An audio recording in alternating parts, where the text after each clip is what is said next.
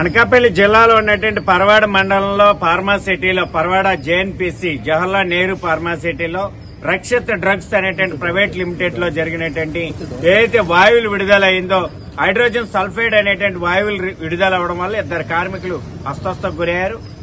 ఇద్దరు కార్మికులు కూడా ఒరిస్సా రాష్ట్రానికి చెందినటువంటి కార్మికులు. వీళ్ళిద్దరినీ కూడా విశాఖపట్నంలో ఉన్నటువంటి ఒక ప్రైవేట్ ఆసుపత్రికి తరలించి చికిత్స చేస్తా ఉన్నారు.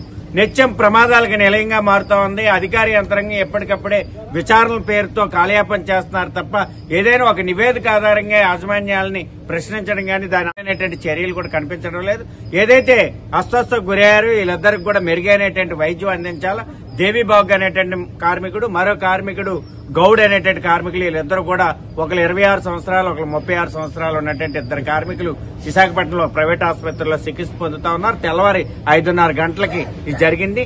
ఏదైతే ప్రొడక్షన్ బ్లాక్ 1 దగ్గర ఇది జరిగినటువంటిది 300 kk అనేటువంటిది ఇంటర్మీడియట్ బ్యాచ్ చేస్తున్నటువంటి సందర్భంలో హైడ్రోజన్ సల్ఫైడ్ విడుదల అవ్వడం వల్ల ఆ వాయువులు పీల్చడం వల్ల ఇద్దరు కార్మికులు అందించాలి.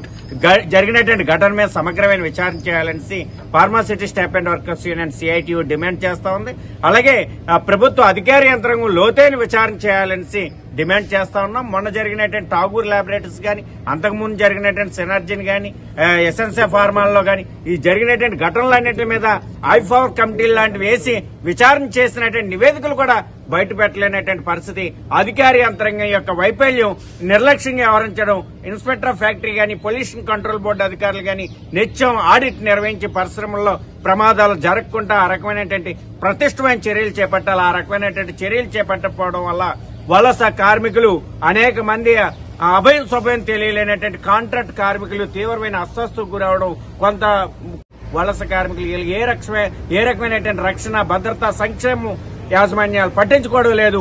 యాజమాన్యాల యొక్క లాభాలే పరమార్థంగా వ్యవహరిస్తున్నారు తప్ప కార్మికుల యొక్క రక్షణ, భద్రత, సంక్షేమాన్ని యాజమాన్యాలు గాలికి వదిలేస్తున్నాయి. అందుకని ప్రభుత్వం వెంటనే చర్యలు చేపట్టి విచారణ చేయాలని సిఐటియు డిమాండ్ చేస్తాం.